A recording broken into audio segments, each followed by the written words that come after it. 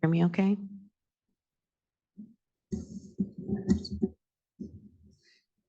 Okay, we'll go ahead and get started. Just a note to make sure that the meeting is being recorded. Welcome, bienvenidos. Before we begin the official presentation, I'd like to let everyone know that we are offering Spanish and American Sign Language, or ASL, interpretation during our meeting today. I'll read the instructions for joining the Spanish interpretation channel in English, and then one of our two Spanish interpreters will read them in Spanish. Simultaneous interpretation is being provided. English speakers may need to select English as their language. Accessing Zoom from a computer. Click the globe icon located at the bottom of the screen. Choose English. Accessing Zoom from a smartphone. Click the three dots above where it says More on the bottom right side of the screen. Choose Language Interpretation. Choose English. Press Done on the top right side of the screen.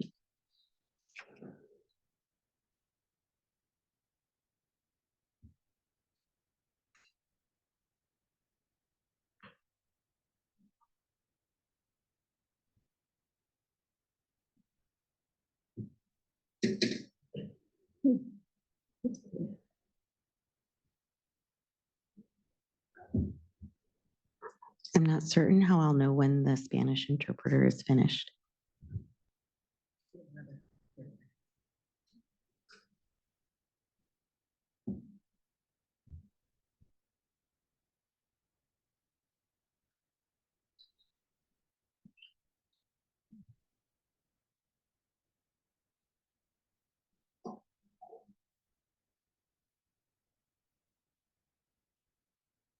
Someone messaged that they're not hearing the Spanish interpreter.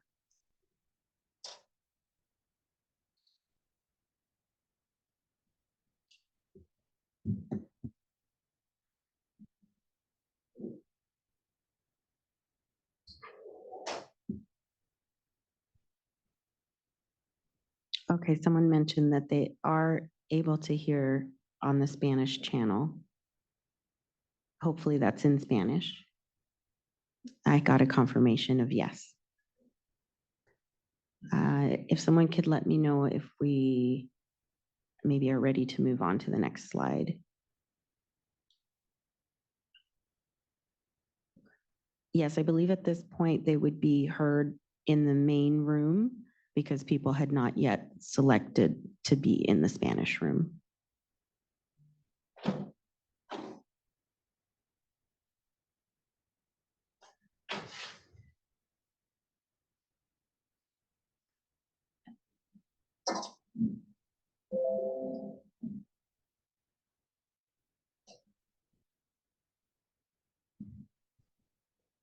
I guess at this point, I'll move on to the next slide and then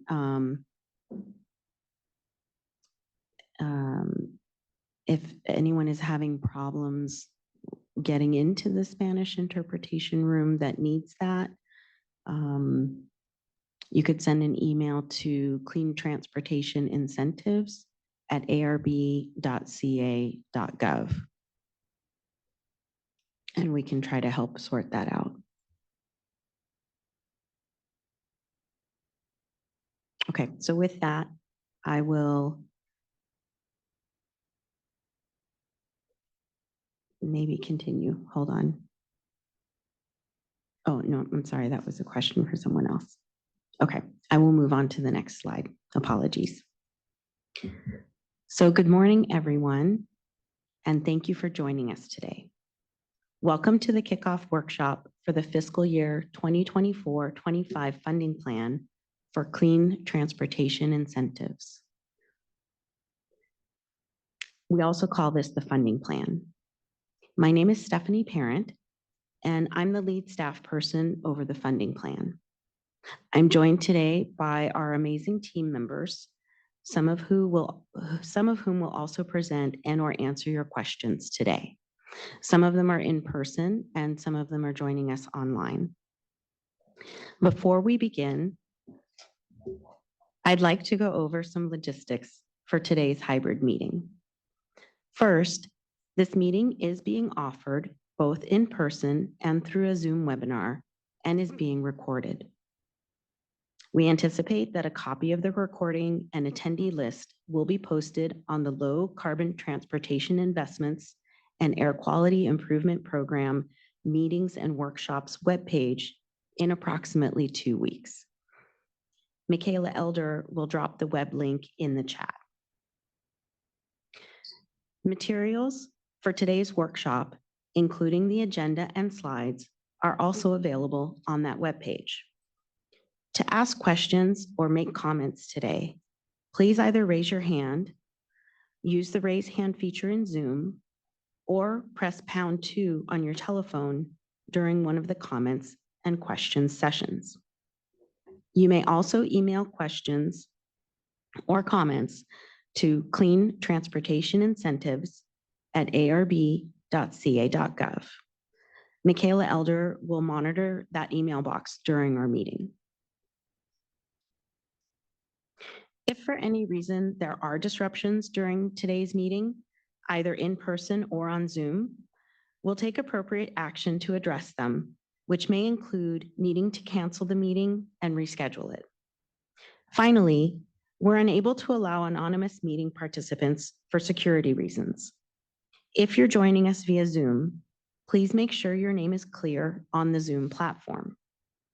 If you've called in by phone, we'll adjust your phone number and call on you based on the last 4 digits of your phone number when you raise your hand. Now, let's take a look at today's agenda. We'll begin today's workshop with an overview of the Clean Transportation Incentives Funding Plan and how it fits within CARB's broader portfolio of incentives. Then we'll move into a discussion around the governor's proposed budget. Next, we'll provide an update on existing light-duty vehicle investments, followed by a short break. After the break, we'll provide an update on clean mobility equity investments, and then we'll break for lunch. After lunch, we'll provide an update on our medium and heavy-duty on- and off-road investments, followed by another short break. Then we'll have an open comments and questions session. Lastly, we'll wrap the day up with next steps. Please note, we'll provide time at the end of each portion of the agenda for questions and discussion. Okay, let's begin. Next slide. Thanks. First, I'm going to cover a bit about why CARB performs the work it does and how it fits into a broader perspective of various levels of government.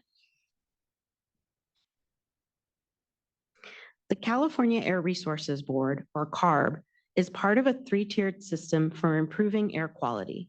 This is comprised of the federal government through the U.S. Environmental Protection Agency, or US EPA, CARB at the state level, and regional air quality agencies.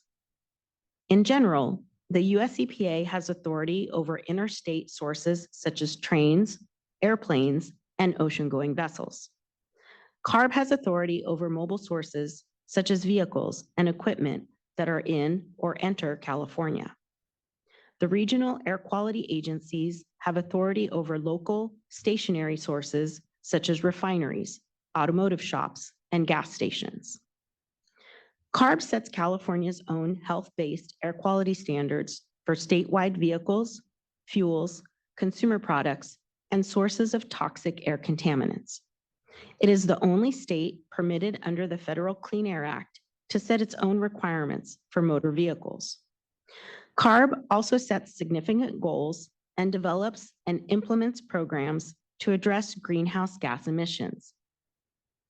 California needs significant reductions in oxides of nitrogen, or NOx, in order to support our state implementation plan to meet federal regulations. In this regard, CARB is especially focused on significant reductions in emissions from light-duty vehicles, as well as medium and heavy-duty on- and off-road vehicles and equipment. Next slide, please.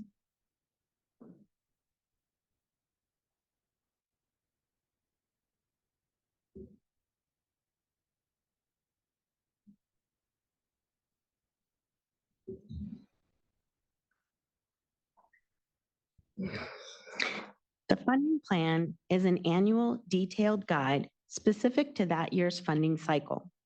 It explains the priorities CARB has for the funding cycle that staff developed in collaboration with interested parties. It describes how CARB plans to spend the funds and sets funding targets and outreach strategies, and provides implementation details for each project. These funds are appropriated to CARB through the California legislature and the state budget. Where the state budget allows for flexibility, CARB staff makes recommendations based on collaboration with interested parties for how funds should be allocated among CARB's various incentive projects and programs. The funding plan also includes justification for the recommendations. It also outlines the policy drivers and the vision for investments. The funding plan is developed through the public process.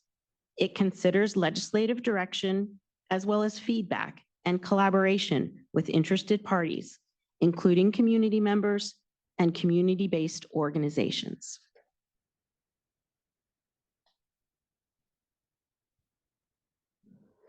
This slide shows the state budget and funding plan timeline that occurs over the course of a calendar year. In June, we kick off the funding plan development process with a workshop, as we're doing today. Over the next few months, we collaborate with interested parties to develop the draft funding plan. We hold daytime work group meetings and evening community meetings to discuss draft ideas for that year's funding plan. A second workshop, usually held at the end of August, is where staff present the draft funding plan for consideration, review, and feedback by interested parties. In late August or early September, staff considers all of the feedback and further develop and finalize the draft funding plan into the proposed funding plan. In early October, we released the proposed funding plan for a formal 30-day public comment period ahead of the late November CARB board hearing, where we present the proposed plan to the board for their consideration. Assuming that the board approves the funding plan, in December, staff begin to implement the changes to projects or programs that the board approved. Next slide, please.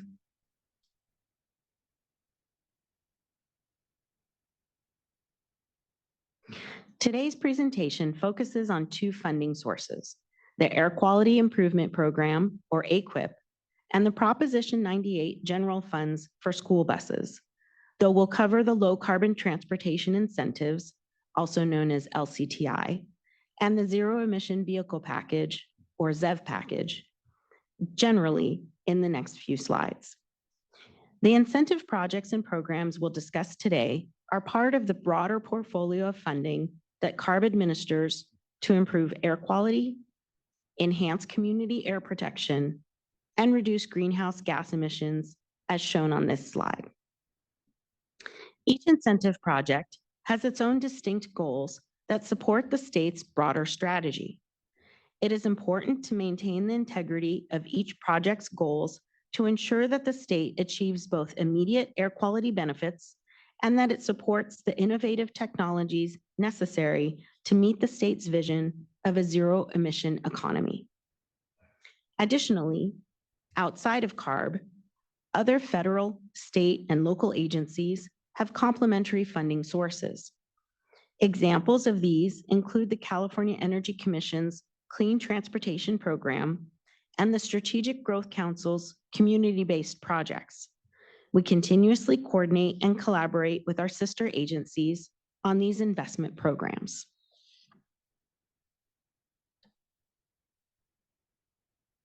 Next slide, please. The first source of funding included in the funding plan is the Air Quality Improvement Program, or AQIP. In 2007, AQIP was created by Assembly Bill 118 and reauthorized in 2013 by Assembly Bill 8.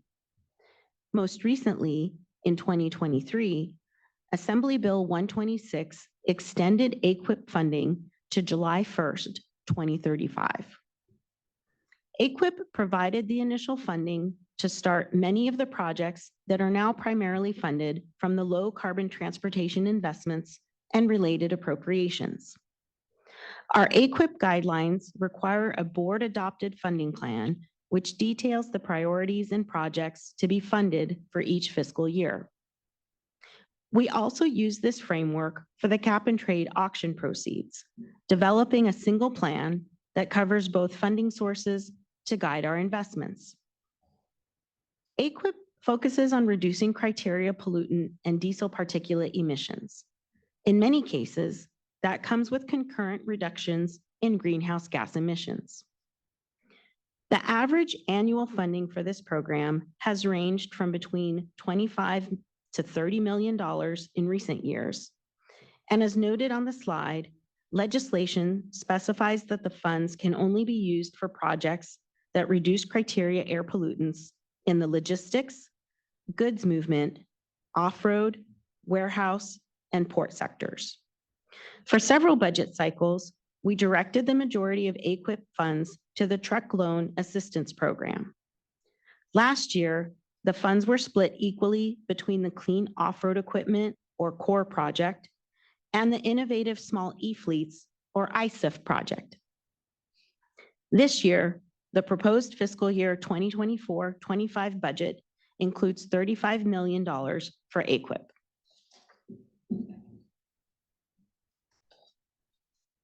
Next slide.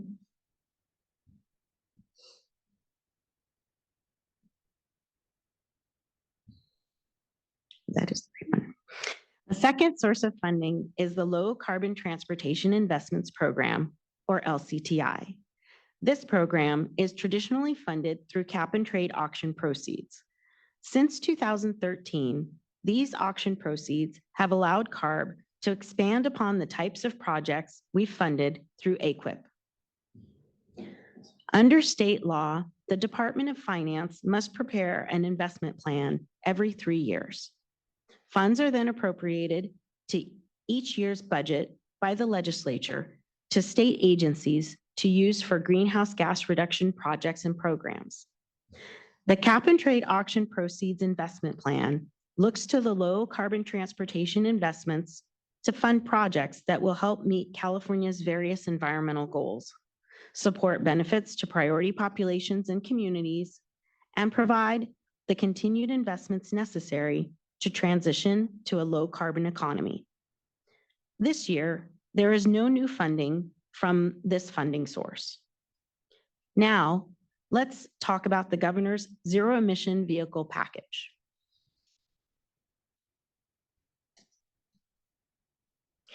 This is the fourth year of what was originally a 5-year multi-agency accelerated zero emission vehicle package, or ZEV package. The governor and the legislature agreed to this package in order to equitably develop the ZEV market, both in the light and medium and heavy duty transportation sectors, as well as other mobility options such as e-bikes and public transportation. The originally agreed upon amount for the package was $10 billion. This funding was appropriated to CARB, the California Energy Commission, also known as the CEC, the Governor's Office of Business and Economic Development, or GOBIZ, and the California State Transportation Agency, also known as CalSTA. The governor's proposed budget for fiscal year 2024-25 maintains most of the $10 billion over the next 7 years for the ZEV package.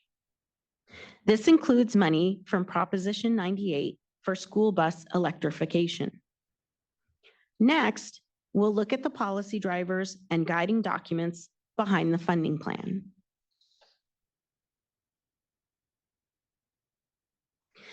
It's not only funding sources that drive how we develop our funding plan.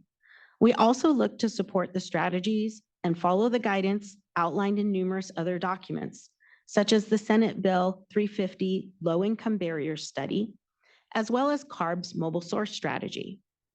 Additionally, the funding plan supports executive orders and legislative mandates, such as the governor's executive orders on zero-emission technologies and also on equity, and the California Sustainable Communities and Climate Protection Act. Now, I'll hand the presentation over to my colleague, Johanna Levine, who will facilitate our first comments and questions session on the information just presented. All right. So if you would like to make a comment, please raise your hand or use the raise hand function by pressing number 2 if calling in by phone.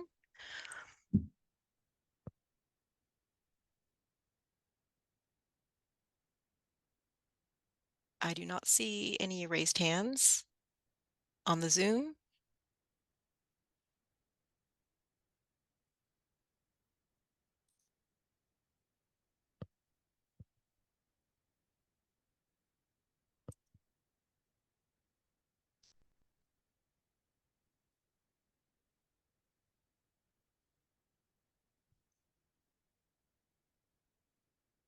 Hello?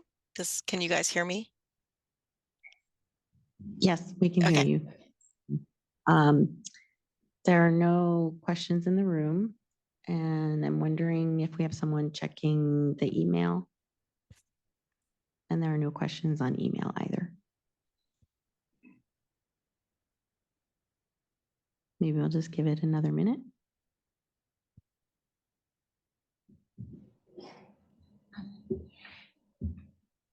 Oh, apparently there is a raised hand. Oh. In Zoom. Amarit Santu? Oh, it was low. I'm going to unmute you. Please state your name and affiliation and make your comment.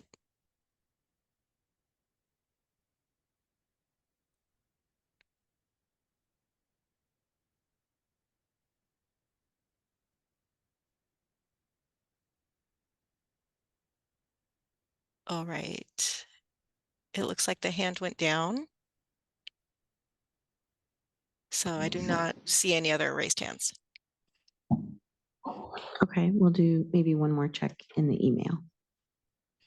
Okay, still no questions in email. So I'll say that we could continue on with the presentation.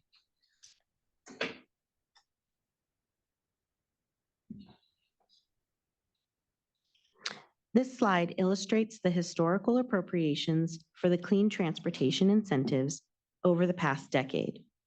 This year's proposed appropriation would build on the approximately $6.1 billion that have been invested since 2013.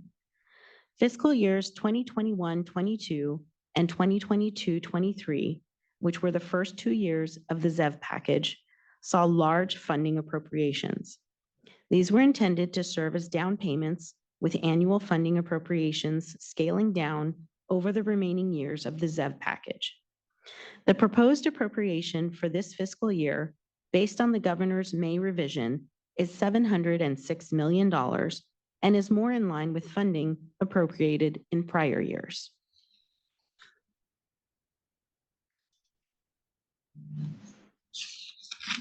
Next slide.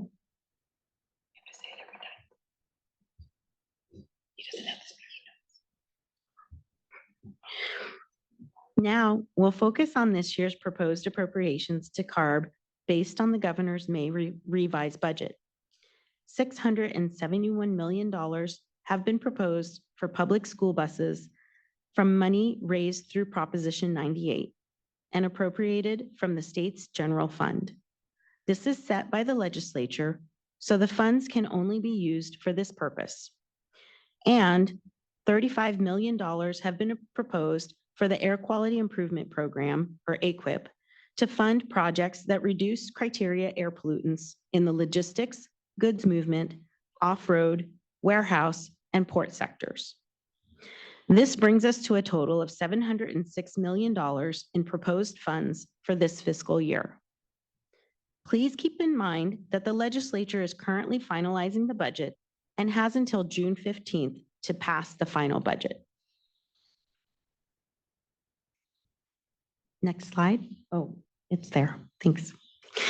Clean transportation incentives represent a unique opportunity for the state to provide significant benefits for disadvantaged communities, low-income communities, and low-income households, which we collectively refer to as priority populations.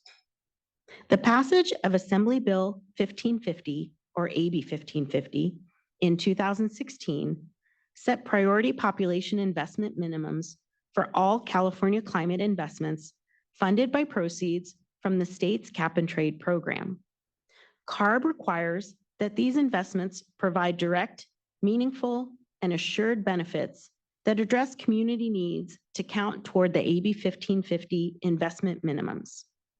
Michaela will drop a link in the chat where you can get more information about California climate investments.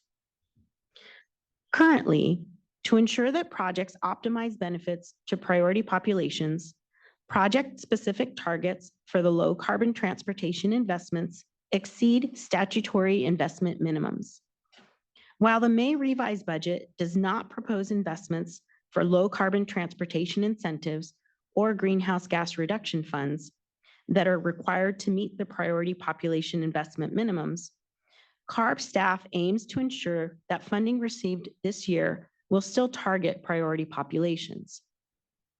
Now, we'll move on to how we report progress on our incentive projects. Next slide. In addition to our investment targets, CARB also reports regularly on the progress of our investments and projects. Progress reports are often provided in the form of formal documents, as well as public-facing tools that display project data in various ways. As you'll hear in later presentations, staff continues to define metrics for the projects we fund, collect data from these projects, and find ways to improve upon the way we report outcomes from the investments we make. Now, we'll discuss the funding plan development schedule for this year. Next slide. Today's workshop kicks off the collaborative process to develop the proposed funding plan. Over the course of the next several months, we'll continue to hold daytime work group meetings, monthly evening community meetings, and engage with interested parties. Our second funding plan workshop is scheduled to be held on August 29th. The draft funding plan will be released in mid-August, and we aim to post it on our website at least 10 days before the workshop. In September, staff will work to further develop the draft funding plan into the proposed funding plan. In mid-October, we'll post the proposed funding plan to our website for a formal 30-day public review and comment period. Finally, we plan to present the proposed plan to the CARB board on November 21st for their consideration. Beyond our set schedule for evening community meetings, workshops, and work group meetings, we have an open door policy and encourage you to reach out to us at any time to schedule a meeting. Michaela will drop our team's email address into the chat for all interested parties to contact us. Now, I'll hand things back to Johanna to facilitate our comments and questions on this portion of the presentation.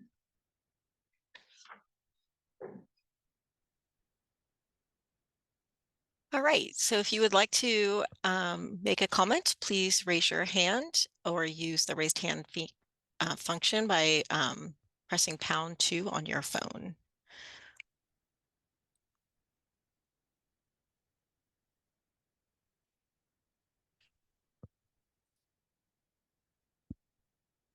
There are no raised hands at this time. Do we have any questions via email?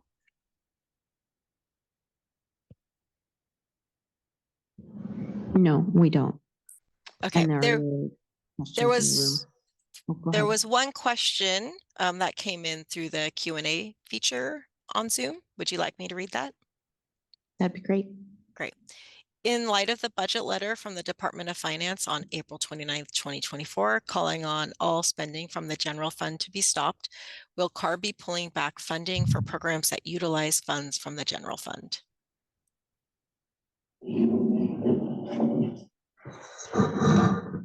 All right, thank you for the question. This is Lisa McCumber. No, we will be moving forward with the funding that we've received from prior year budgets. We do have a number of projects that continue to be in place, and we don't have direction to stop those projects right now.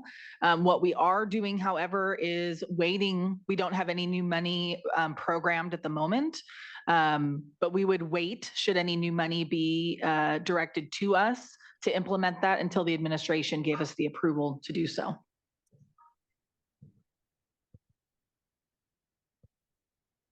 All right. We do have one raised hand. Maya Inigo Anderson, I am allowing you to unmute yourself. Please state your name and affiliation and ask before asking your comment or question. Thank you. I'm Maya Inigo Anderson with Communities for a Better Environment and Charge Ahead. And my question is, and I don't know if that's an easy one to answer, how much resources are still available in the state's Clean Car for All account, and how much money is available in the air districts, the 5 air districts that are actively operating Clean Cars for All in the air district accounts? Hi, Maya, this is Lisa McCumber again. Right now, nothing has changed with those accounts. And actually in our next portion of our slides, we will be providing those numbers. So hang tight, that is to come. Thanks, Lisa. Thank you. And I'll just check with Michaela if there are any questions that came in by email.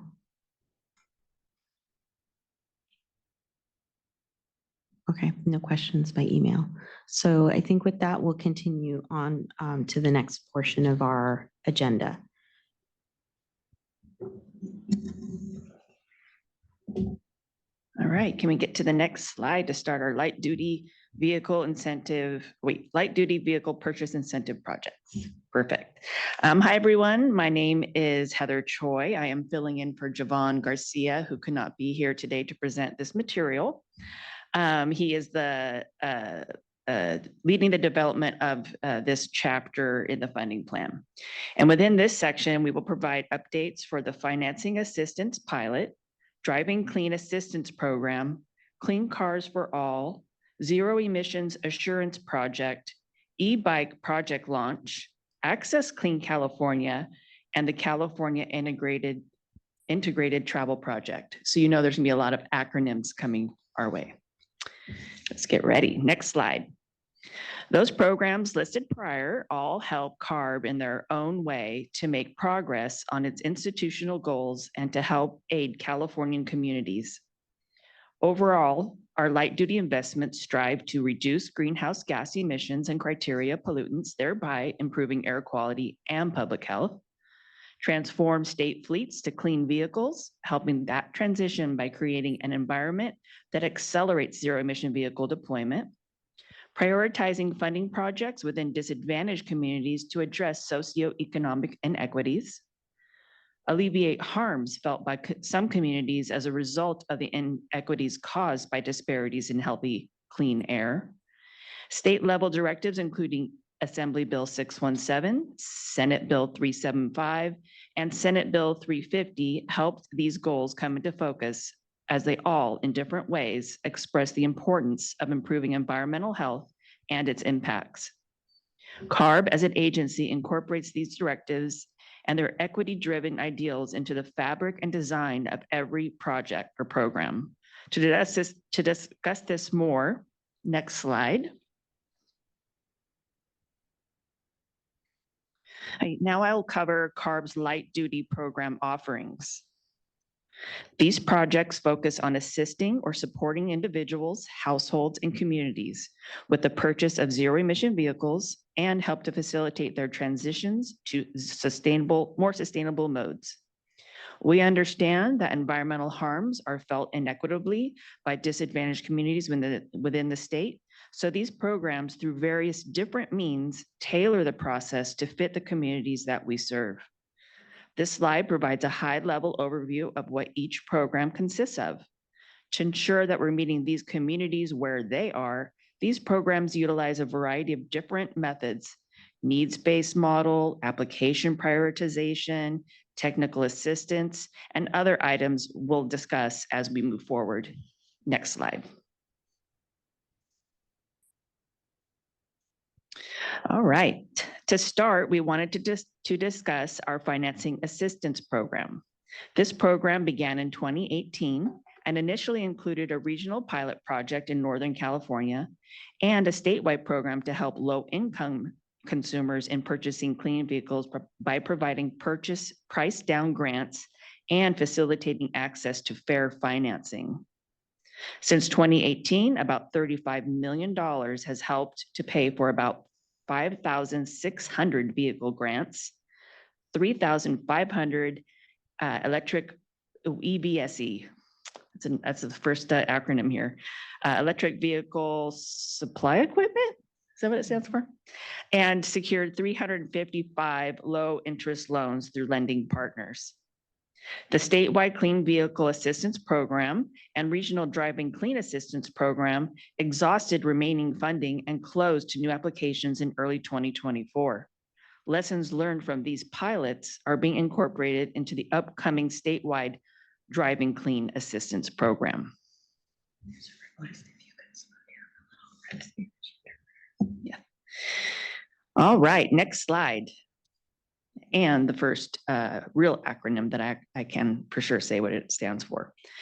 The new Driving Clean Assistance Program, also known as DCAP, will be providing incentives for eligible low-income consumers towards the purchase or lease of a new or used clean vehicle, up to $12,000 when scrapping an older vehicle and living in a disadvantaged community, or up to $7,500 when not scrapping an older vehicle.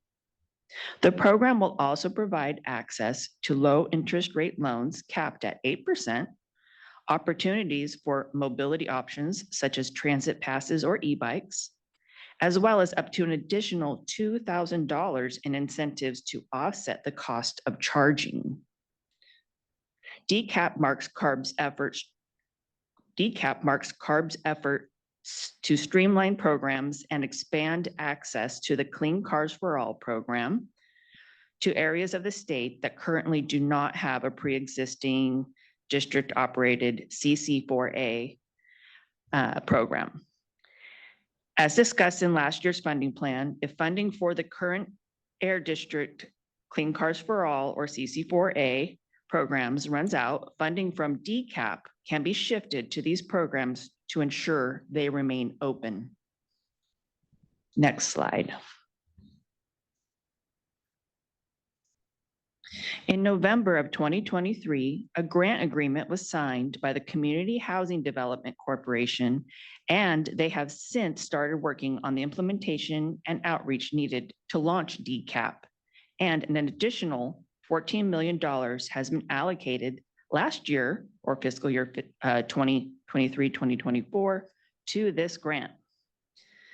The Community Housing Development Corporation, CHDC, will be utilizing a needs-based approach in their outreach and case management efforts.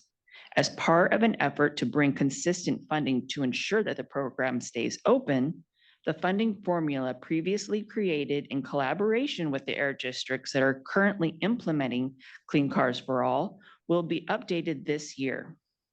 The anticipated launch of DCAP is expected to occur in Imperial Valley by summer of 2024. That's right now, and we will continue throughout the state. Next slide. And now onto the district-run programs. The Regional Clean Cars for All, or CC4A, programs are administered through participating air districts and focuses on providing incentives to lower-income California drivers to scrap their older, high-polluting car and replace it with a zero or near zero emission vehicle or motorcycle. Participants can also take advantage of alternative mobility options and charging incentives. The program has funded more than 19,000 vehicle replacement projects across 5 participating air districts, which include the South Coast Air Quality Management District, San Joaquin Valley Air Pollution Control District, Bay Area Air Quality Management District, Sacramento Metropolitan Air Quality Management District, and San Diego Air Pollution Control District, which launched for the first time earlier this month. All air districts are currently accepting applications. Next slide. Now for the program updates. Bay Area Air Quality Management District, San Joaquin Valley Air Pollution Control District, and Sacramento Metropolitan Air Quality Management District have expanded their programs to use their general fund allocations to fund projects outside of zip codes containing a disadvantaged community census tract. This change was part of past efforts to make Clean Cars for All available to all low-income residents of California, not just those living in disadvantaged communities. The Sac Metro Air Quality Management District and San Diego Air Pollution Control District are currently working to implement this change and expect to make these updates soon. All changes to program criteria are implemented as new grant agreements go into effect. Along with these program changes, the new grant agreements will also require program administrators to implement improved surveys, which will more thoroughly capture their participants' demographic information, as well as the socioeconomic benefits of the program. These changes are being rolled out currently, and this new survey data, along with economic and geographic data, will be used to analyze program participation and determine which populations are being underserved by the program. Senate Bill 1382 focused on improving program equity measures by requiring CARB to identify barriers to the program and develop strategies to reduce those barriers. These findings are then incorporated into the annual AB 630 goal setting report that is released as part of the yearly funding plan process. The participating districts are also working closely with the administrator of the new statewide Driving Clean Assistance Program, DCAP. They will work with CHDC to ensure that outreach is consistent and coordinated and ensure that folks in their districts are aware of the additional financing assistance options that are available through DCAP. This coordination will ensure low-income Californians are receiving all the possible support that exists as they seek out cleaner transportation options. Next slide. Next slide and next project. The Zero Emission Assurance Project, or ZAP, was established by Assembly Bill 193 to help lower-income Californians reduce the risk of buying a used ZEV by providing a rebate or vehicle service contract for the replacement battery or fuel cell component. According to the SB 350 guidance document, one of the biggest barriers to ZEV adoption in the marketplace is affordability. If ZEV components fail, replacement batteries in electric vehicles can cost over $5,000. And for many lower income consumers, this type of expenditure makes it unattractive or even impossible to purchase a ZEV.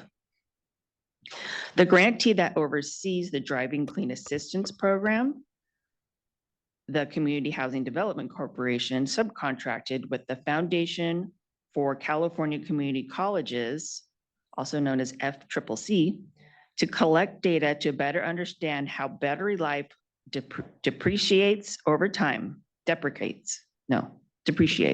What? Anyway, of all the vehicles in the pilot study, those with battery capabilities below 80% were plug-in hybrid vehicles. Extended warranties or vehicle service contracts were also discussed in the study. These are for-profit insurances that are incentivized to decline claims. Most are very expensive and are not always available to purchase for older used vehicles. Similar to buying a replacement warranty on a TV at an electronics store. It only covers the product for a length of time that the seller of the warranty knows it will not fail. As outlined in the fiscal year 2022-2023 funding plan, $10 million was allocated to ZAP. Staff is currently working on program policy and will be discussing options for implementation through the public process. Once the policy has been finalized and approved through this funding plan, the goal is to begin program rollout in 2025. Next slide. All right, next project is the California E-Bike Incentive Project, which aims to provide incentives to low-income Californians to help purchase electric bicycles, e-bikes, to help those that cannot afford cars, and to reduce vehicle miles traveled. Now I'll provide an overview of project criteria that includes eligibility, incentive amounts, and the current status. Previous allocations include $13 million with an additional $18 million approved by our board in November of 2023 for a total of $31 million. Eligible applicants can receive up to a $2,000 voucher towards the purchase of an e-bike and accessories such as locks, helmets, safety equipment, assembly and delivery at the point of purchase as well. An additional $250 is available to priority applicants. The additional $250 is added to the base incentive amount of $1,750, making the maximum voucher $2,000. I'll describe who may qualify as a priority applicant in the next slide. We also have a $5 million set aside for priority applicants. This set aside will ensure lower income applicants have greater access to project funds, which aligns with our goal of making this a needs-based program. E-bikes in class 1, 2, or 3 are eligible. And e-bikes can be purchased through approved retailers as long as they meet the program requirements. This includes purchases through both brick and mortar and online retailers. Next slide.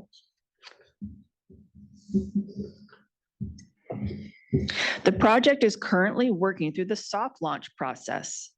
This includes working with communities across California. The soft launch aims to provide robust outreach to residents through work with local community-based organizations. This includes resources and application assistance, providing a wide variety of e-bike options, and identifying both online and brick and mortar retailers to choose from. The soft launch is helping us test our systems and address any programmatic issues ahead of the statewide launch. We expect to see about 100 applications from soft launch regions. Currently, staff and the project administrator are working through the soft launch, and based off the lessons learned, have made the following changes. Retailer and applicant coordination in the voucher redemption process has been identified as an area of improvement. CARB and the program administrator are working to ensure bike shops have staff available who are familiar with the e-bike project and know how to redeem the vouchers. The project now has only 2 tiers of incentives, and we continue to allow standard, cargo, and adaptive e-bike models. To address public safety concerns, current legislation, and city ordinances, the project will now require all e-bikes redeemed through the project to be UL or EN certified. Finally, we aim to launch in Q2 this year, but may need to extend the full launch to continue working through these issues raised during the soft launch. Please make sure you visit our website or sign up for the email list, which hopefully we will have to drop in the chat for you all. Next slide. Access Clean California is a multi-dimensional outreach project that streamlines access to and coordinates outreach for clean transportation and clean energy equity projects for consumers. This project resulted from community desire to make incentives and information on these opportunities more readily available as identified in the SB 350 barriers report. So far, a total of $20 million has been allocated to Access Clean California, including $5 million allocated in last year's funding plan, which will be awarded via competitive solicitation. The application deadline for this solicitation was April 24th, and we hope to announce the grantee in July. This project is centered around supporting a growing network of outreach partners who conduct outreach in overburdened communities. Access Clean California provides capacity building, funding, and other resources such as web-based centralized application tool called the Benefits Finder, and a searchable database of outreach materials to community-based organizations to support their outreach efforts on behalf of CARB's clean transportation incentives, as well as other clean energy incentive projects.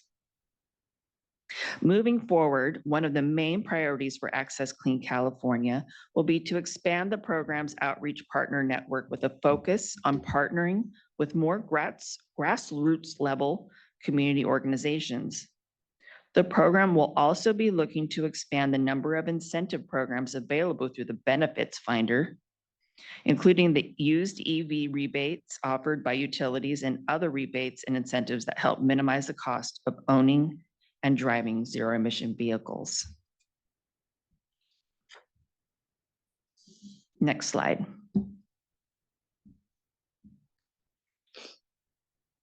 The payment issuance strategy and demonstrations currently being developed by the California Integrated Travel Project, or CAL-ITP, is a statewide initiative by the California State Transportation Agency, Caltrans, and other partners designed to unify transit in California with a common fare payment system, real-time data standard, and seamless verification of eligibility for transit discounts. The project seeks to ensure that any transit customer, specifically underbanked and unbanked customers, can easily pay for transit by accepting EuroPay, MasterCard, and Visa EMV open loop payments.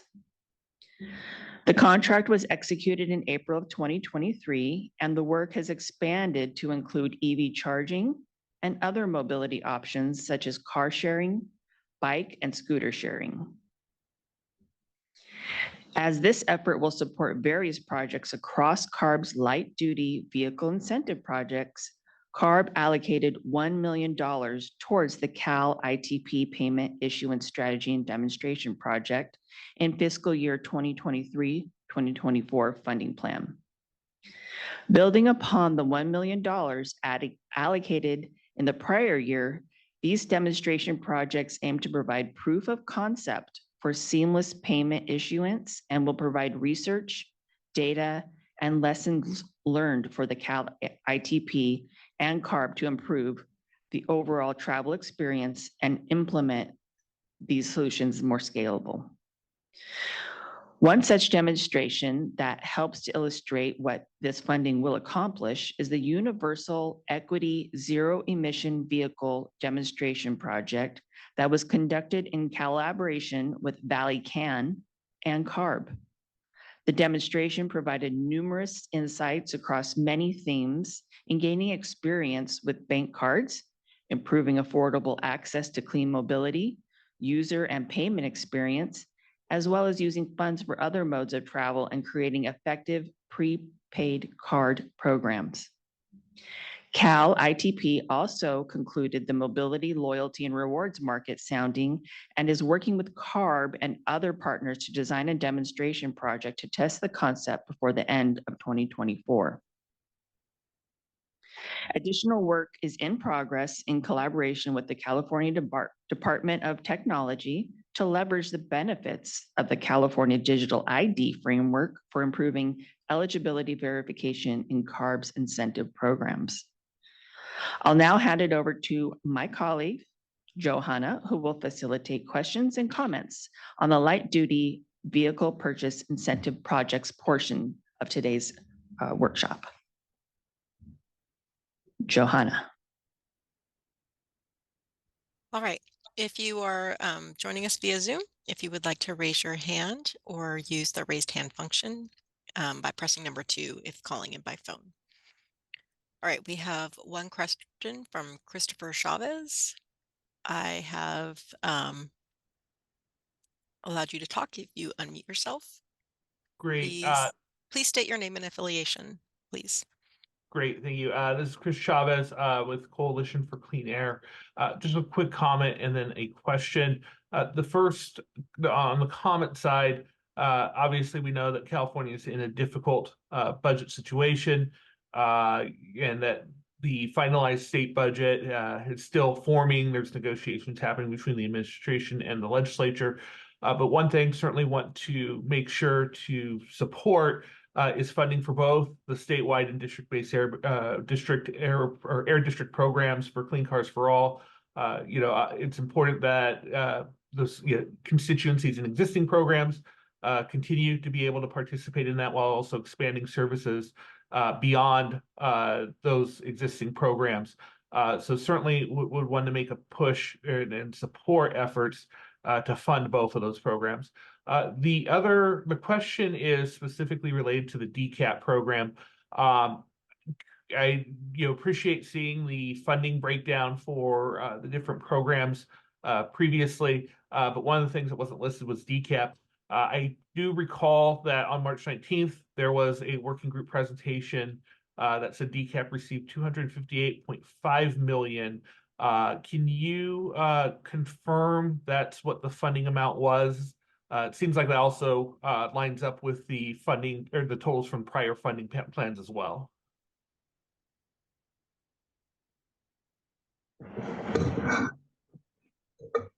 Hi, Chris. This is Lisa McCumber. Yes, that is correct, but that funding is from two different elements of the program. So that covers the statewide Clean Cars for All portion and the financing assistance portion. So that money is split pretty evenly in half between the two. Understood. Thank you.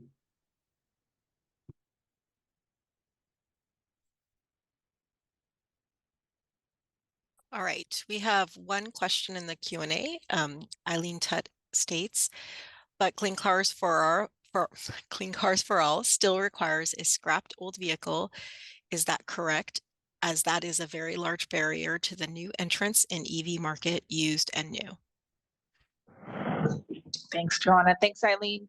Yes, that's a really important point, is that Clean Cars for All does require the scrap component, and the financing assistance program offers incentives for consumers that don't own a vehicle or have other challenges by which they may need an incentive without being able to scrap. So it is an equally important component in the big picture. Thanks. All right, I see no other raised hands. Do we have any questions via email? No, we don't.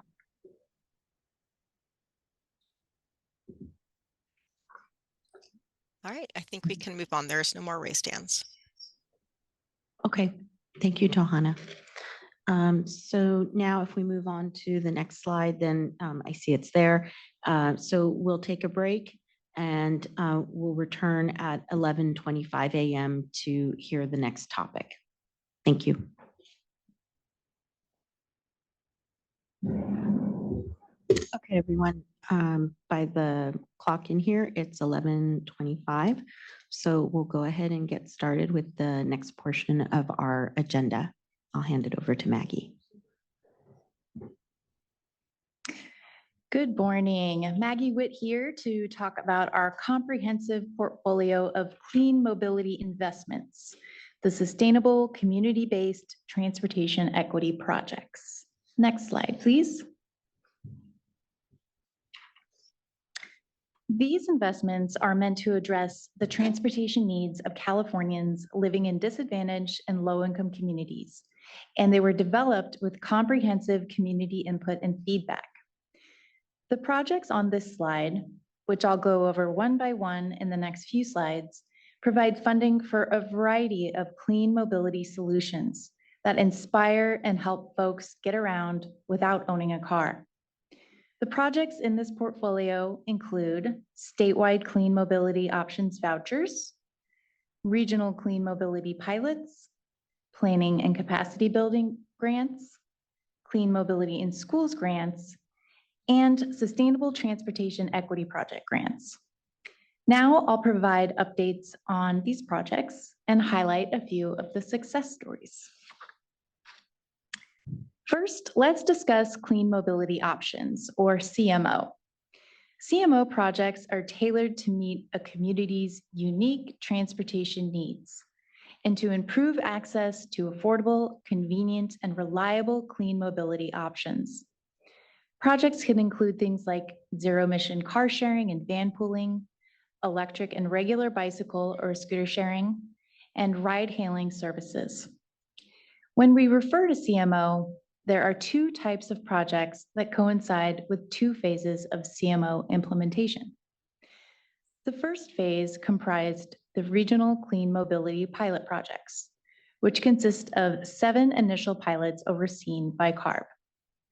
These pilots have helped CARB gain valuable insights into the clean mobility landscape and refine strategies for solicitation, selecting, and implementing these kinds of investments. Following these initial pilots, CARB transitioned the CMO program to its current form, the statewide Clean Mobility Options Voucher Pilot Program. The Voucher Pilot Program offers first-come, first-served vouchers that fund one or more shared mobility services, as well as community transportation needs assessments. CalSTART administers the program statewide in collaboration with other partners. Lastly, CMO also supports the Clean Mobility Equity Alliance, or CMEA, a peer-to-peer network that helps project implementers and communities share lessons learned and support one another. CMEA is open to communities statewide that want to build their capacity via the lessons learned and tools created. Next slide, please. This slide illustrates the regional clean mobility pilot projects. There are 4 active projects. First, our community car share in Sacramento provides affordable housing residents access to zero and near zero emission transportation options. Last year, the program expanded and now serves 10 affordable housing sites. Also, Lift Line Paratransit in Santa Cruz operates 3 paratransit shuttles that provide free door-to-door rides for low-income seniors and people with disabilities. In the Bay Area, car sharing and mobility hubs in affordable housing provides public transit discounts, bike share, and electric car share for residents of 3 affordable housing sites in Oakland, San Jose, and Richmond. On the next slide, I'll provide a deep dive into the 4th active project, the Blue LA Car Share Project. Next slide, please. Blue LA started in 2015 as a partnership between CARB, the City of LA's Mayor's Office, the LA Department of Transportation, and the LA Department of Water and Power. The program began service in 2018 and provides clean and affordable mobility options to folks that live in 13 disadvantaged communities, which include downtown, Pico Union, Westlake, and Koreatown. In addition to the $4.7 million that the project received from CARB, it has leveraged more than $26 million in public and private investments. This brings the project's overall budget to more than $31 million. With this funding, the project will ultimately finance 100 car share stations, 600 charge points, 300 electric car share vehicles, and 250 shared e-bikes. So far, the project has launched about 40 car share stations with 150 car share vehicles. Recent studies by UC Berkeley and the University of Southern California have found that Blue LA is making a real-world impact. The UC Berkeley study found net reductions in vehicle miles traveled by project participants. They also concluded that these reductions were greatest among low-income residents because these residents use the service more frequently and are more likely to sell their personal combustion engine vehicles compared to other users. The USC study concluded that Blue LA provides a bump in electric vehicle adoption in the communities it serves because it increases people's familiarity with and access to electric vehicles. Next slide, please. Now, let's shift our focus to the statewide Clean Mobility Options Voucher Pilot Program. The program has been allocated $91 million to date. This number includes funding from fiscal year 23-24, which has not been executed yet. Of this, $55 million is for projects, and the rest is for implementation costs, including technical assistance, administration, and the Clean Mobility Equity Alliance. Project funding has been awarded to communities through 2 application windows, one in 2020 and another in 2023. As a reminder, Clean Mobility Options funds both community transportation needs assessments and mobility projects. To date, 36 needs assessments and 38 mobility projects have been awarded. In the next slide, I'll take a deep dive into one of the statewide CMO voucher pilots. Next slide, please. The Green Rateros and Green Cruiser program, based in Huron, California, has received a total of $1.5 million from the statewide CMO voucher pilot program. This funding allowed the Green Rateros rideshare program to add 3 new electric vehicles to its fleet and enabled the launch of the Green Cruiser e-bike and e-trike microtransit program. The Green Rateros and Green Cruiser ride-sharing initiatives are critical in the Huron community because they not only offer residents convenient and sustainable transportation options, but they also support the local economy by helping small businesses complete local deliveries. The program also supports workforce development, provides job training, and creates new career opportunities. At an event commemorating the program, one rideshare user said, quote, "My husband has many medical appointments, thanks to this program that has supported us. Plus, something else very important about these cars that Green Rateros use, they are electric. They don't pollute the environment," end quote. Next slide, please. Now, let's talk about clean mobility in schools.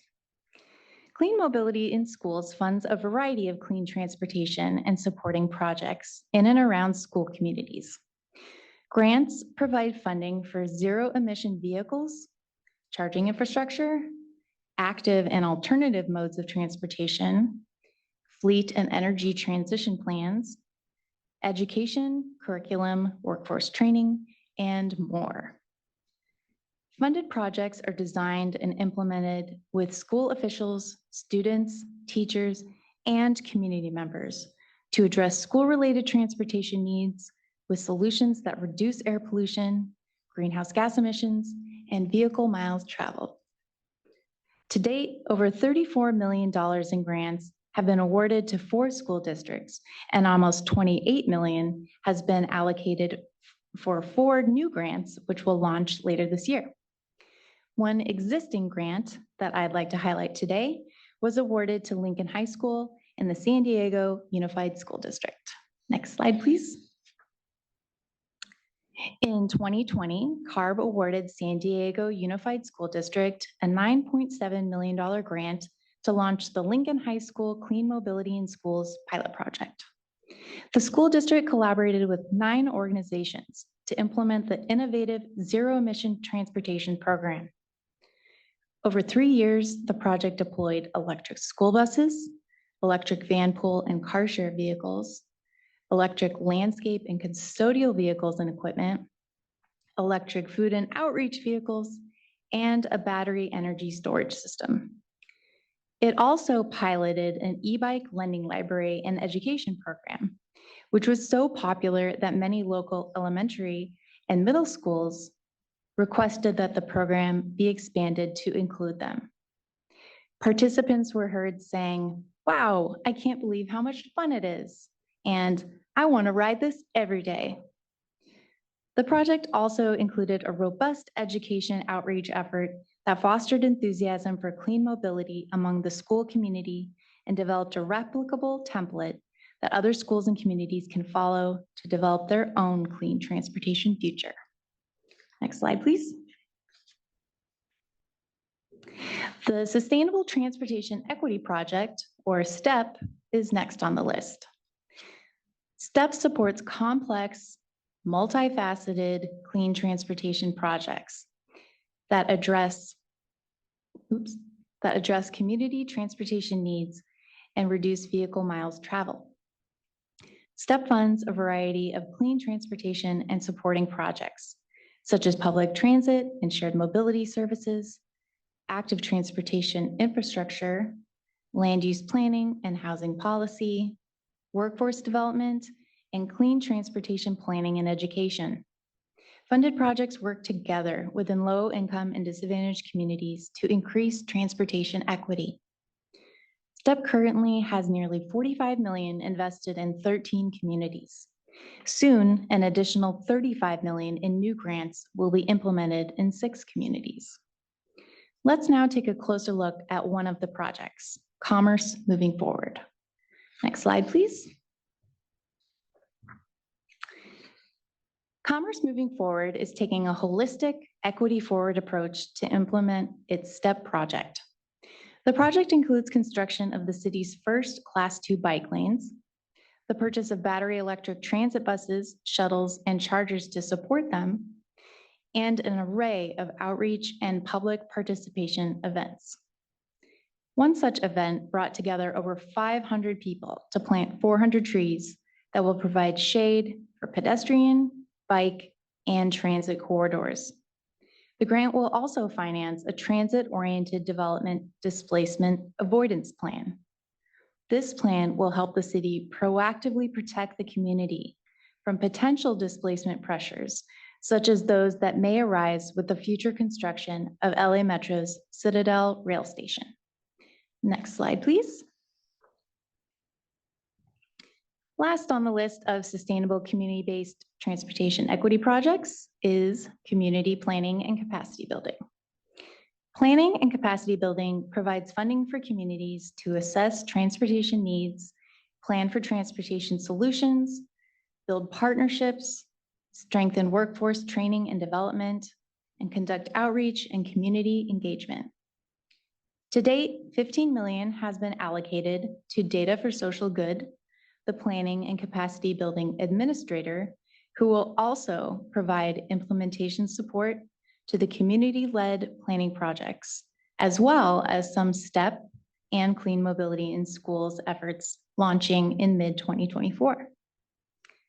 Later this year, CAR plans to release a new request for applications, which will fund up to 15 more planning projects.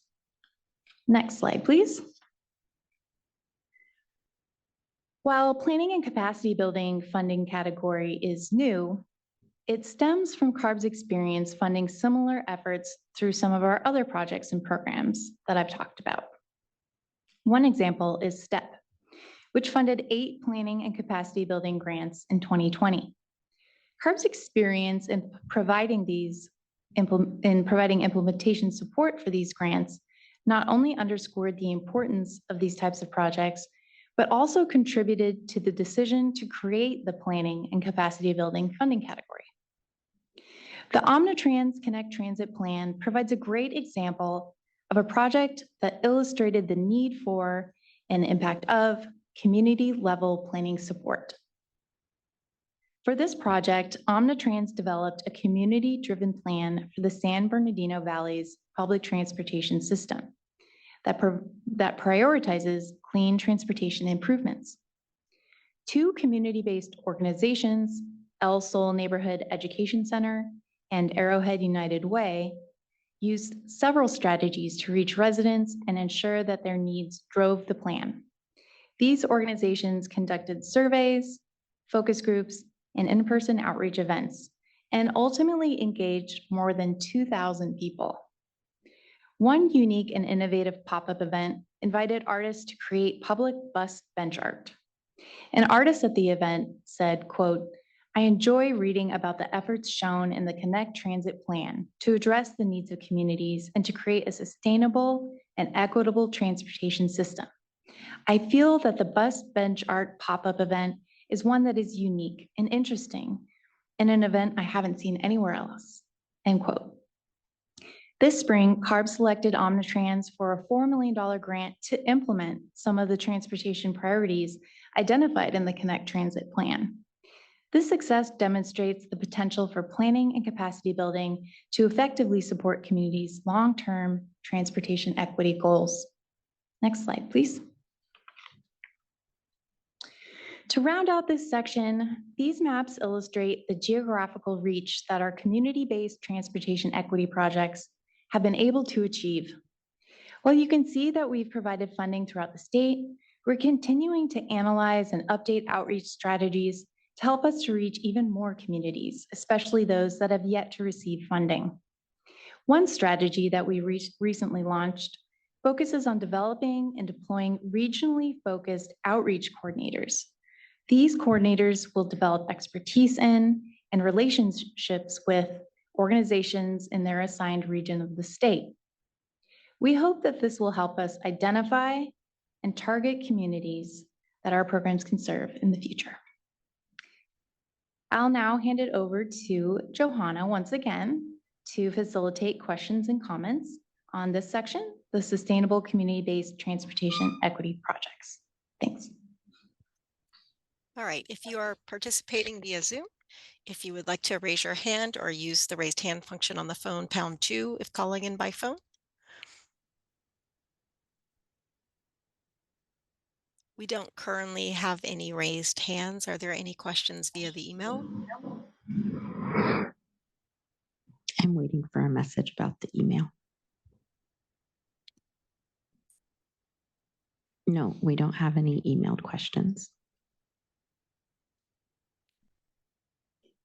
Might Still just give it another minute. Yeah, still no raised hands. Oh, there is one. All right, Eileen Tutt, I have allowed you to talk. You may unmute yourself. Hi, this is Eileen Tutt from the Electric Transportation Community Development Corporation. Just a quick question, which I'm hoping is pretty easy, is can you, it's hard for me to tell from the presentation if there's any money for any of these programs going forward, or are you just giving us an update on programs that have already been funded and are running and you're continuing to work?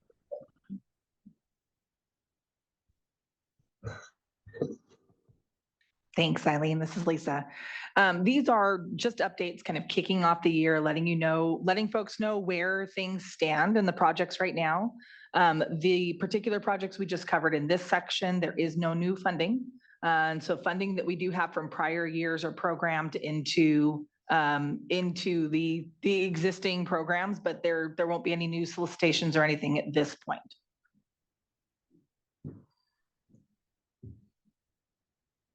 Thanks, Lisa. I Johanna.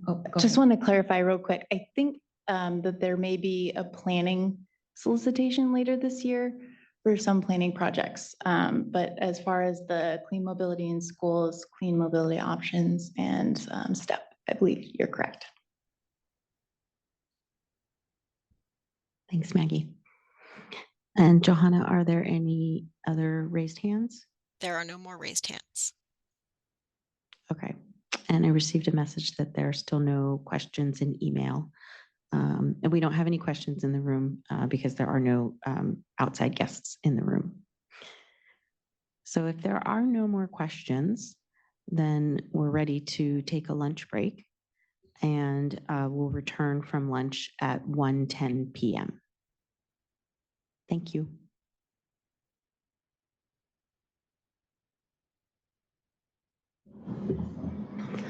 Good afternoon, everyone. It's now 10 after 1, and so I hope everyone had a good lunch break.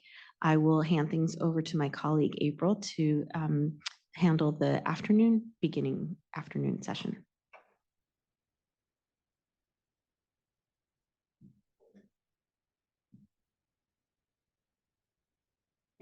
Hi, everybody. Thank you for joining our workshop today. My name is April, and I am leading the development of the heavy duty chapter in the funding plan. Today, I will be providing status updates for the Advanced Technology Demonstration and Pilot Program, the Clean Truck and Bus Voucher Incentive Project, known as HVIP, the Innovative Small E-Fleet Project, known as ISEF, the Clean Off-Road Equipment Program, known as CORE, and the Zero Emission Truck Loan Program. In addition to these projects, I will provide details regarding our workforce training and development efforts and continued assurance that grantees are compliant with labor standards as required by AB 794. Overall, our medium and heavy duty on and off-road equipment investments strive to continue to support CARB's regulatory efforts, expand support for financial assistance and non-financial incentives for zero emission, medium and heavy duty vehicles and off-road equipment, continue and expand support for small fleets and disadvantaged communities, and ensure reduction of air pollutants emitted from medium and heavy duty on and off-road equipment to ultimately emit no harmful air pollutants. Now I'll cover CARB's suite of medium and heavy duty vehicle and on and off-road equipment projects. Like our consumer and sustainable equity incentive projects, these projects previously focused on transforming the sector to zero emission and supporting our regulations. While this is still the case, we are now placing greater focus to support small businesses and fleets. One newer effort in this regard, not shown on the slide, is Cal Fleet Advisor. Cal Fleet Advisor is a free technical assistance program available to owners and operators of medium and heavy duty vehicles and fleets who need assistance navigating the various projects shown on this slide in this transition to zero emission. The Advanced Technology Demonstration and Pilot Project Program was established in 2009 and has seen $700 million in state allocations. The goal of the program is to accelerate pre-commercial technologies into the marketplace quicker than it would happen organically, and to support commercialized technologies that would benefit from at-scale pilot projects to show feasibility and economic viability. CARB has selected the third-party administrator to support the implementation of the program and is now onboarding Electric Power Research Institute, EPRI. Last summer, CARB and CEC jointly released a solicitation for demonstration and pilot project funding. There were 10 eligible project categories and funding dedicated to support commercial hovercraft regulatory compliance. A total of 31 applications were submitted requesting $425 million in funding. 12 applications have been selected for funding. Next slide, please. CARB is continuing our efforts toward equity and coordination within the HVIP program. Effective January 1st, 2025, there will be a fleet size limit of fewer than 50 vehicles. This measure is aimed at optimizing efficiency and promoting sustainability within fleets. We are witnessing strong demand for vouchers with a record pace of redemption. However, it is important to note the vouchers may be exhausted by October 2024, highlighting the urgency for proactive engagement. As of May 2024, funding continues to be available in HVIP, helping to support fleets and reduce emissions, especially in communities most impacted by air pollution. The Zero Emission School Bus and Infrastructure Project, or ZESB, is a dedicated funding opportunity within HVIP that helps local education agencies replace older internal combustion engine school buses with newer zero-emission buses and accompanying infrastructure. ZESB is a joint effort between CARB and CEC that offers a streamlined approach through a single application process. Last year, CARB received $375 million for the first round of ZESB funding and expects to replace approximately 1,000 old combustion school buses with new zero-emission school buses, while CEC receives additional funding to support the installation of charging infrastructure and associated costs. ZESB is now accepting applications for the first round of funding and is expected to close September 30th, 2024. The May budget revise proposed $671 million to CARB for zero-emission school buses and proposed additional funding to CEC for associated infrastructure incentives. These funds will help reduce children's exposure to toxic diesel exhaust and support the goals of recent legislation that requires all new school bus purchase to be zero emission by 2035.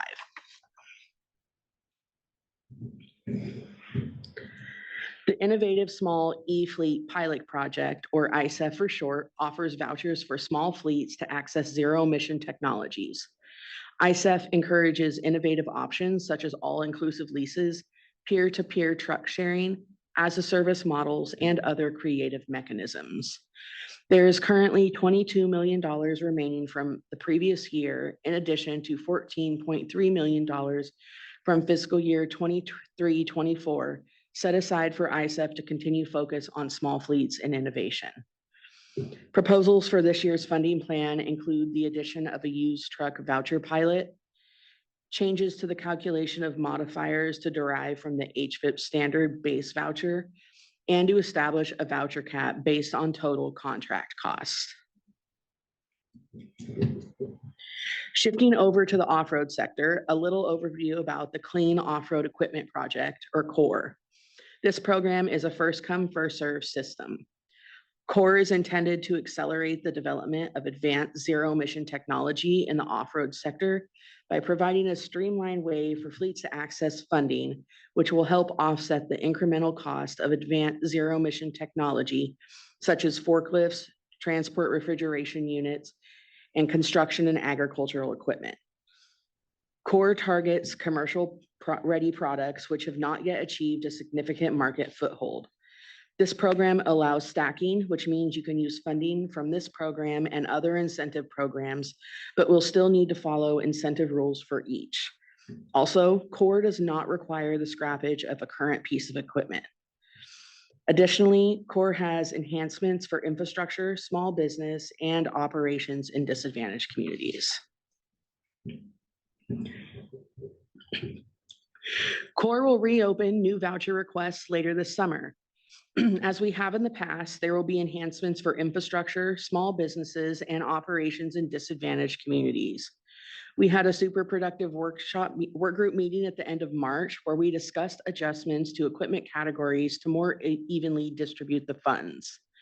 We provided an option to update the incentive amounts and received lots of feedback and updated the implementation manual to reflect the feedback and improvements. We will be looking at equipment's primary function and place in the appropriate CORE equipment catalog. Another area we received helpful feedback from stakeholders is commercial hovercraft.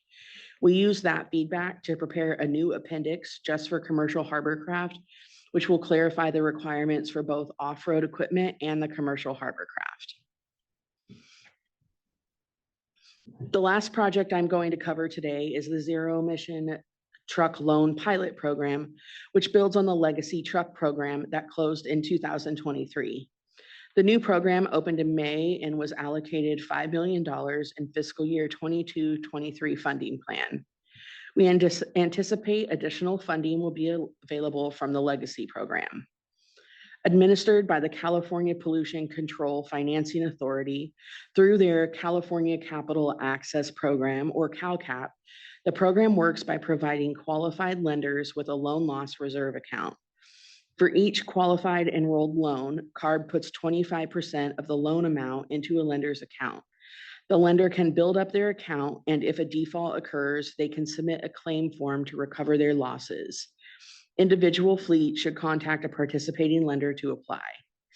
With these funds available, lenders are better equipped to lend to a business that needs a little extra assistance and typically offer more favorable terms than a business would otherwise qualify for. The program is open to small fleets of 20 vehicles or less. The program is open to small fleets of 20 vehicles or less, which is up from 10 and aligns with HVIP, and includes all Class 2B and greater new or used on-road zero-emission vehicles with a gross vehicle weight rating over 8,500 pounds. CARB is working closely with the California Energy Commission to align an accompanying infrastructure loan support program. Southern California Edison is also planning a loan support program for customers in its service territory.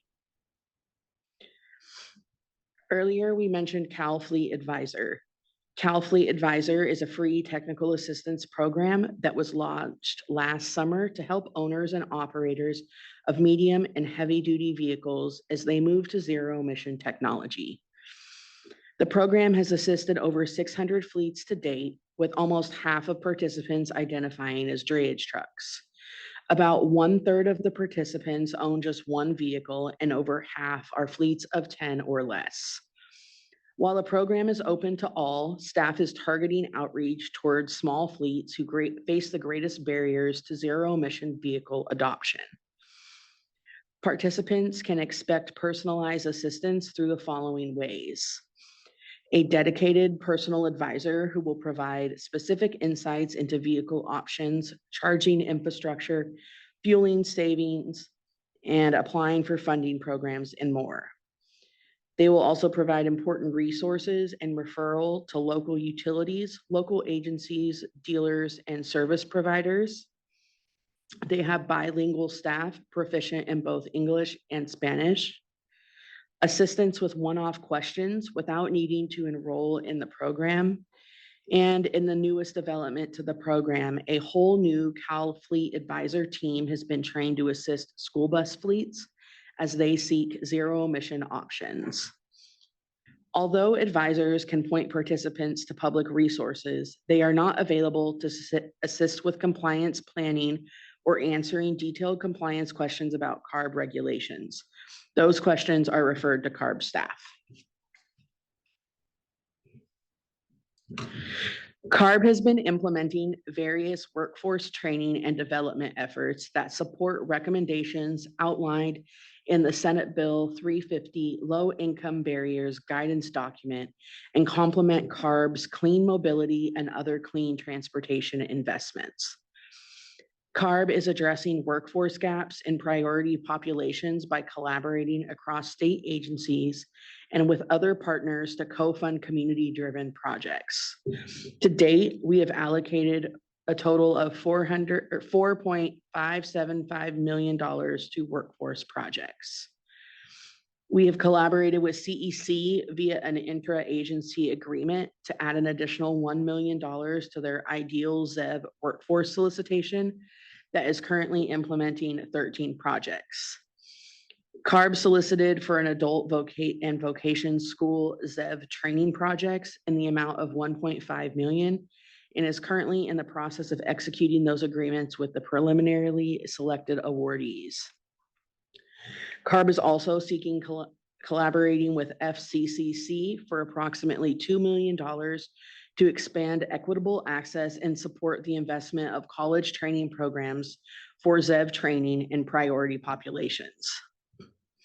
Additionally, CARB's clean mobility investments and advanced technology and demonstration pilot projects are looking at their projects to see how they can further support and prioritize workforce training and development.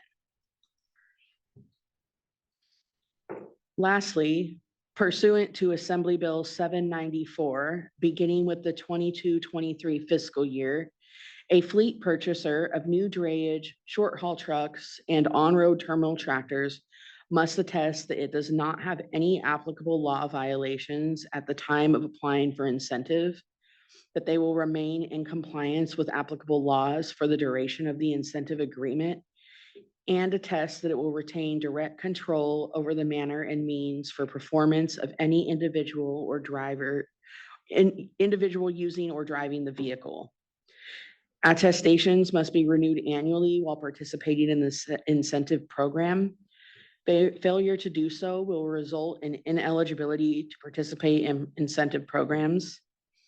Complaints against fleets alleging labor law violations or false attestations can be filed online and will be investigated and referred to the state labor law agencies as appropriate. And that concludes our Assembly Bill 794 summary. Now I'll hand it over to my colleague, Nick, who will facilitate questions and comments on the medium and heavy duty vehicle and off-road equipment investment projects. Good afternoon, folks. If you would like to make a comment or ask a question, please start off by raising your hand, either online or in the room. If you're in the room in person, somebody can come over to you with a microphone. If you're using Zoom online, please click raise hand option on the Zoom navigation bar under the participants tab. If you're using Zoom on mobile device, please click raise hand under the more tab. And if you're calling in by phone, please press #2 and we'll call on you accordingly. Also, as a reminder to folks, you can ask questions via email, and please send those to our clean transportation incentives at arb.ca.gov inbox. That's clean transportation incentives at arb.ca.gov. Okay, with that, I will have a look at any raised hands. Please also remember to state your name and affiliation when you are called on. I'm not seeing any hands raised at the moment on Zoom. And I'm told that so far we don't have any questions by email. Oh, I do see one hand raised. And I'm sorry, from Eugene Litvinov, and I'm trying to I don't have the option of unmuting you, unfortunately. I'm not sure why that does not exist. So just give us 1 sec, Eugene, and we'll find out why I'm not able to unmute. If anyone of my colleagues on Zoom are able to unmute Eugene, could you help me out with that, please?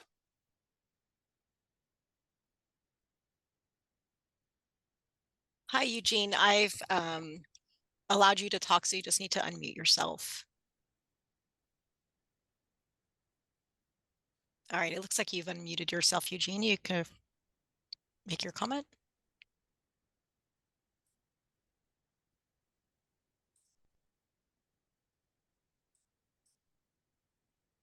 We are not hearing you, Eugene, if you're trying to speak.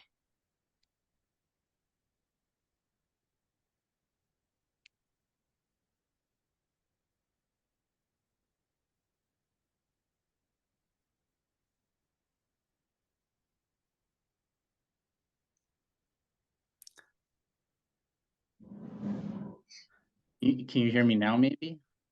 Yes, we can hear you now.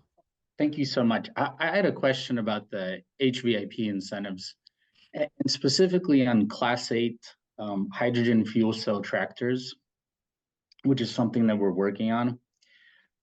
The first thing is I can see that there's, starting next year, a cap of fleet size of 50 units or less.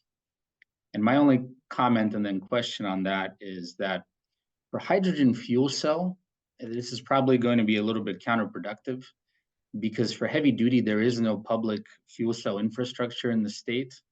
And the only way is to do it through private infrastructure. And none of the small fleets will be able to afford any of that infrastructure. So by limiting it to only small fleets, more or less, it's going to knock out the ability to do heavy duty fuel cell vehicles in the state, because none of the small fleets will be able to afford their own infrastructure for it. So I guess the question was there any consideration? You know, obviously on the battery electric side, that's very understandable because electricity exists and there's infrastructure for that. But for hydrogen fuel cell, I don't think there's been that many HVIP incentive redemptions. And I think this would kind of put a lid on the development in the state if we go ahead and do that. Hi, my name is Inder Atwal. I'm one of the policy leads for HVIP. I can take this comment. You know, reducing the fleet cap to 50 and below has kind of been an item that's been floated for several years now. And just with the context of the current budget environment and and our shift to really focusing on equity and small businesses and DACs. That's kind of been the primary motivator in that respect. We do take aboard your comments about infrastructure, and we do have several initiatives working on infrastructure from CEC and from CAR to help alleviate those issues. And that's always a constant thing we're working with fleets of various sizes to get addressed. So, but we take your comment on board. Thank you. Thank you very much. All right, Thanks, thank you. Cinder. And sorry, Nick, Eugene, I may have missed it, but if you could state your affiliation so we have it for the record, if you have one. Thanks. Yes, I work for Hyundai Motor North America. Hey, I'm not seeing any more hands raised on Zoom. And I'm told we don't have any questions that have been emailed either.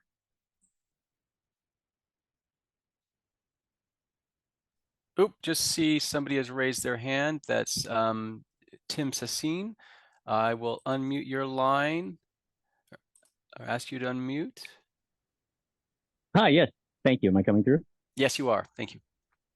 Great, thank you. Tim Sassine with Ballard Power Systems. I just wanted to add my agreement with the last speaker from Hyundai.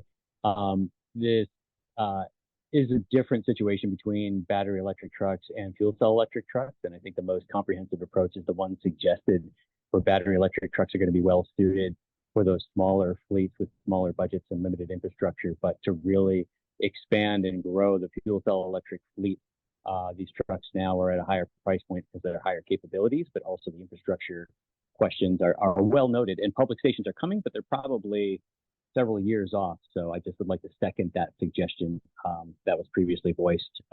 We also provide fuel cell modules for heavy duty trucks. Agree with that perspective.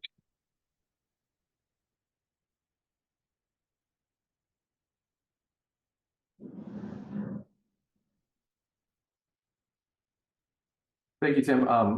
As I noted before, we'll take that on board and as a comment and take that back to our stakeholders and management.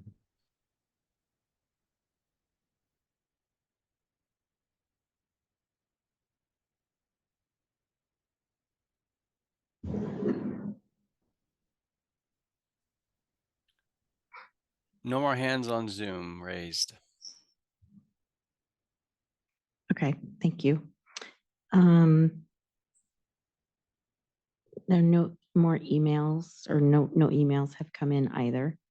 I do see in my chat that maybe Inder, there might be something that you need to clarify.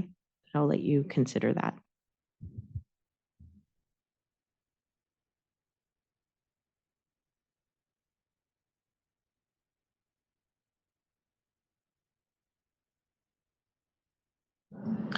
Let me, good afternoon, everybody. My name is Peter Christensen. Let me jump in while Inder is considering a few of the emerging issues. But one thing I wanted to raise on the fuel cell trucks, really appreciate the comments from folks today.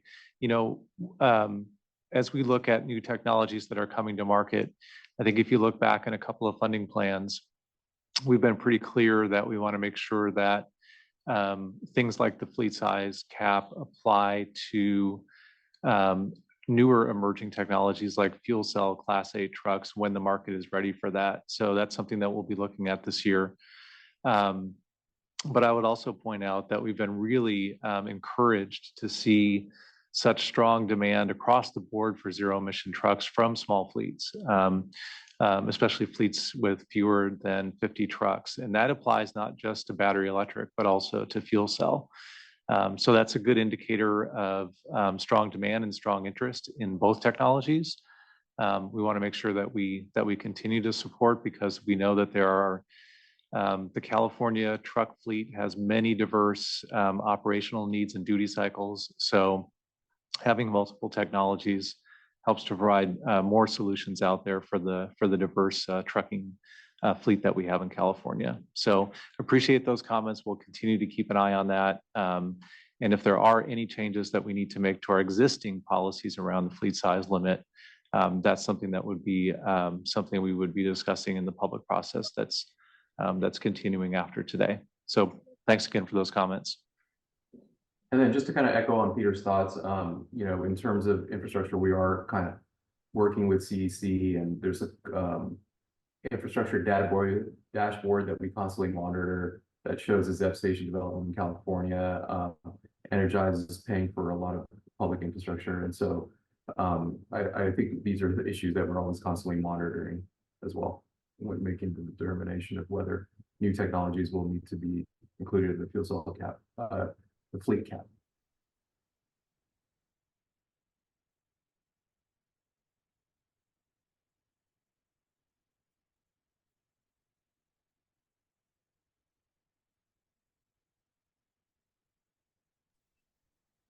Still no hands raised in Zoom. Thanks, Nick. And I don't think we have any more emailed questions. So I think with that, we can end this Q&A session. We were scheduled to have a break, but not until 2.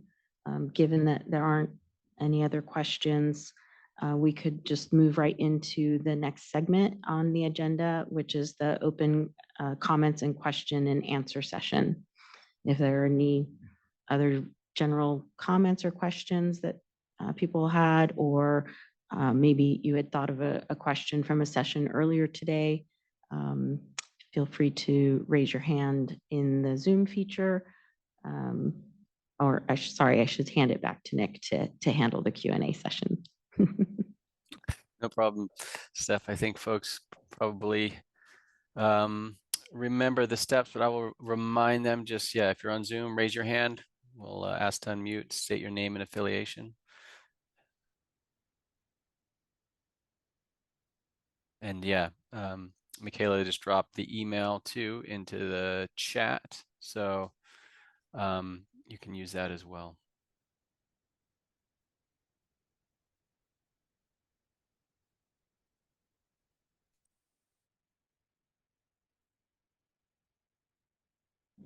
But not seeing any hands at the moment. Thanks, Nick. And there are no emails that have come in as of yet right now. I'll give it just another minute, maybe.